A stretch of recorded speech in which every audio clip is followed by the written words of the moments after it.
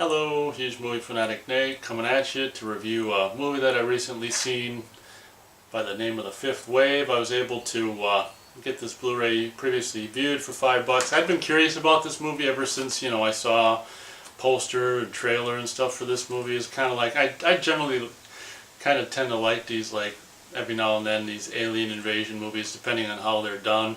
So, I'd seen this movie previously viewed forever, like, I don't know, $9 or whatever, half price books, or maybe 8, whatever. And I'm like, you know what, I'd buy it on $5. So I came across it for $5 and watched it last night, and it starts out fantastically. Obviously, it stars this relatively attractive younger girl by the name of whatever the hell her name is, Chloe Grace. You know who I'm talking about. She's in this movie, she's the main star, and she's easy to look at, definitely. So, that's kind of probably the best thing about this movie. But I actually really liked how it began.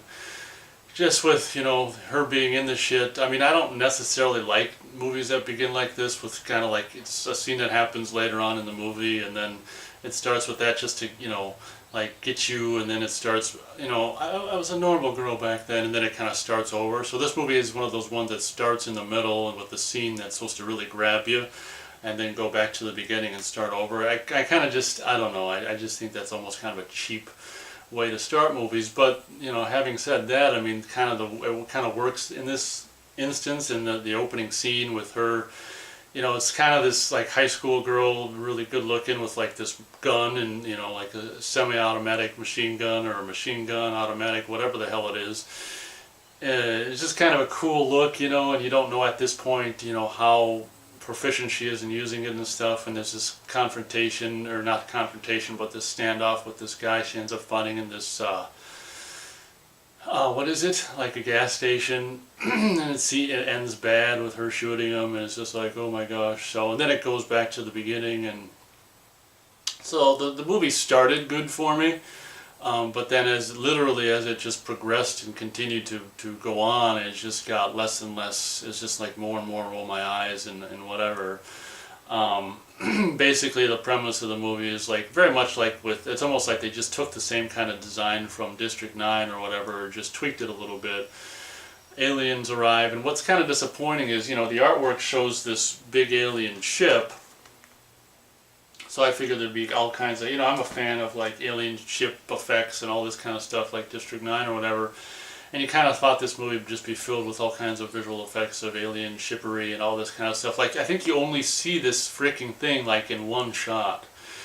So basically, if you want, if you're looking for, like, actual aliens, to see aliens or alien ships being used in this movie, you're not going to get it. All you're going to do is probably get one shot of this ship, and then all you see for the rest of the movie is just these stupid little, like, alien drones flying around. You don't see aliens in this movie, which some people, it's kind of weird that I'd want to see aliens, because even when you do these days, it's just like, oh, those are the aliens. Like, we haven't, it's the same thing recycled that we've seen over and over and over anyway.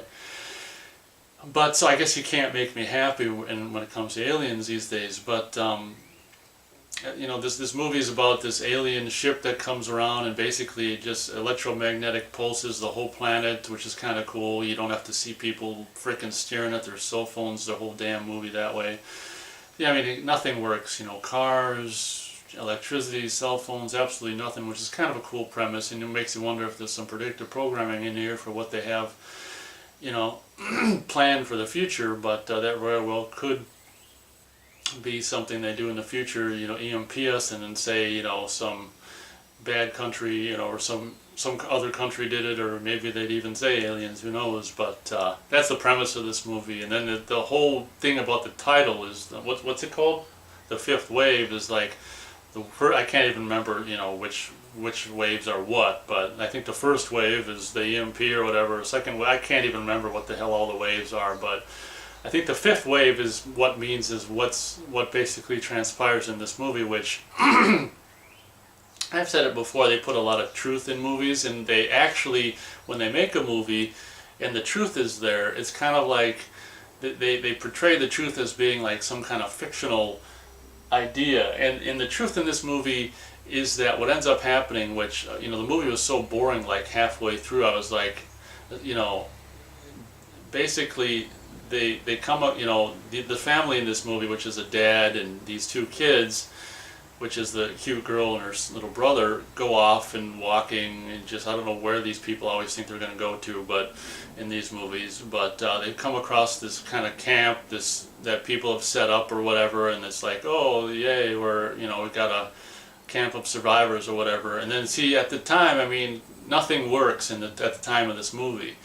Cars, nothing electric works, and then not so long after they get to the camp, like the military comes rolling in their Humvees and shit, and like I thought there was no, I thought the electricity was the characters, like I thought there was no electricity or no working cars and stuff. So immediately, with my brain, I'm like, okay, something's wrong, something's amiss. As soon as you see these military come rolling in and cars that work, you're like, something's wrong. And then basically they say, okay, kids into the bus and all the adults into this building for, whatever, we're going to briefing or whatever. It's kind of like, yeah, it's more like steal the kids and kill the parents is what it. So, as this stuff is happening, my brain is actually realizing what's really going on before it's revealed what's going on. And the father of this cute girl and this, younger boy is so stupid. They're like, the character of the cute girl is like, I don't want to be separated, and the dad's like,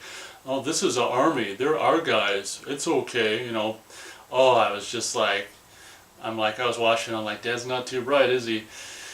So of course, put the kids on the bus, and parents all go into this, whatever, this building for briefing or whatever, which is really, you say, I thought they were just gonna, when we cut back into that shot of all the parents, I thought they were just gonna mow them down like that, but they do this stupid thing where it's kind of like one of the parents or one of the people has a gun and starts a shootout. So I think that way, it's kind of made to make the viewer not necessarily catch on to the fact that, they were basically probably just going to shoot them all down in cold blood anyway, but by putting that scene of like this guy with the gun in the audience, it kind of makes, or in the, the group of parents or whatever, it kind of makes the viewer think, oh, there's still no reason to kill everyone in the room because there was one guy with a gun.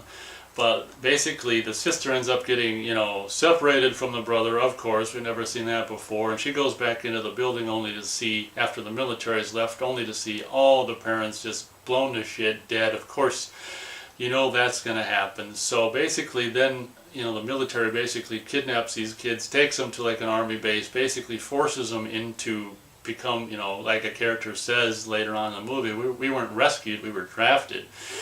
Basically forces them into basically starting boot camp or military regiment or whatever, and they do this thing with, presumably all the characters one by one, where they bring them into this room and they say, oh, aliens have taken over some people, so some people aren't people, they're aliens, and they do this bullshit thing where they put something, they see a kid in the other room, and it's just like, then they put something over for the kids to see through, and it's like you can see this CG like squid thing on their skull or whatever, which makes no sense because it can't be under if that was under his skin or something, his face would be like, like to compensate for the bulge or whatever. So it's just like, so they do a test for all these kids, and it's just like, okay, this is for revenge, and here, press the red button to kill the kid. And I don't know if this is just like this kid in there is just some like simulation, because we see it twice and it's like the same kid, so it's probably not even a kid, it's probably just a simulation or some kind of computer simulation that they're seeing.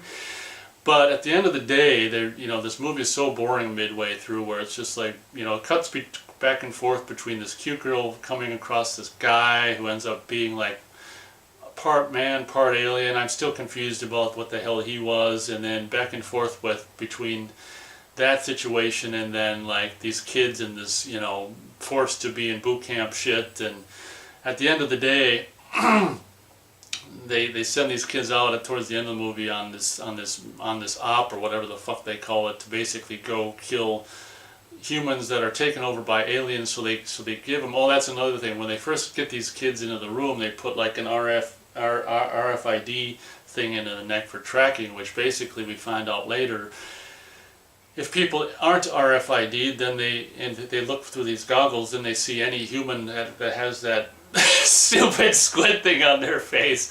So that's how they coerce these kids basically at the end of the day, and it's kind of creepy. And like, this is where I say there's truth in here, not necessarily about aliens, but you never know about that either, but about how they get people.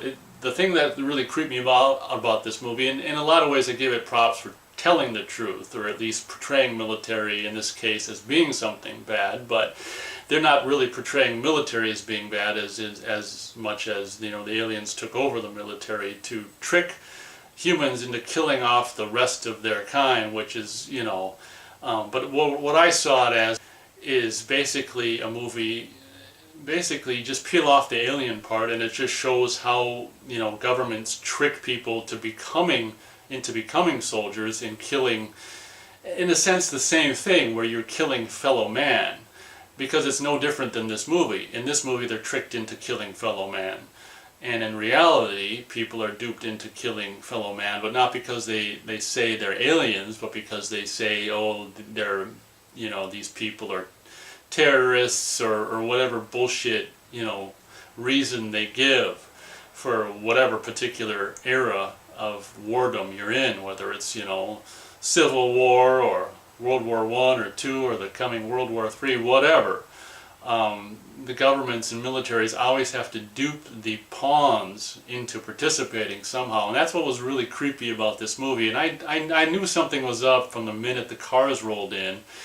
That and I was just like, this is so boring. There has to be a reason for it, and that's the reason, is the aliens are basically taken over, from what I can understand, you know, what's portrayed as the military in this movie, and they're coercing these kids into killing the remaining humans, because at the end of the movie they take up, one of them takes out their RFID chip, and all of a sudden they got that, you know, what looks like a alien, a parasite on their face, and another kid does it and he's got one, and so basically kind of creepy at the end of the day. And as this movie wore on and on and on, it just got less and less and less interesting for me.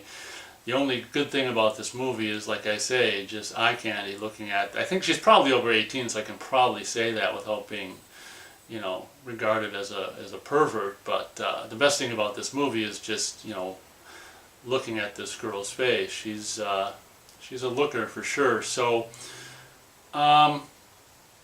maybe crap.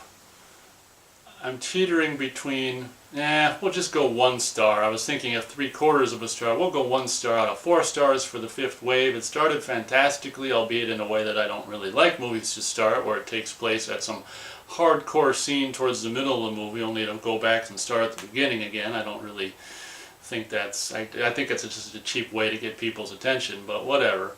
I think it, I guess, kind of worked for this movie, whatever. But a movie that for me literally starts great and just gets less and less interesting and effective as it wears on. But I think the average viewer isn't supposed to catch on to what's going on, and I think they're supposed to be like, oh my god, like when it's revealed, I think it's supposed to be this huge revelation to the average viewer, and to me, I just knew that was happening all along. So that's my review of The Fifth Wave. Unfortunately, you know, well, good thing I only paid $5 for it. I mean, it's about the same cost of seeing it in the theater, and this way I own it never to watch it again. I mean, I don't know, I could, you know, put the, you know, towards the beginning, the first half of the movie where she's just like in the woods and stuff, and it's like daytime photography in the woods and that kind of stuff. I mean, I like that stuff, but like all the military shit and just blah blah blah, it's just like whatever. I mean, I can see maybe watching it just to look at the girl again, watching it again to look at the girl, but not something I'm necessarily going to ever have any huge interest to ever necessarily watch again in its entirety. So not a big fan of The Fifth Wave, so thank you very much for watching my review of it, and as always, we'll catch you next time.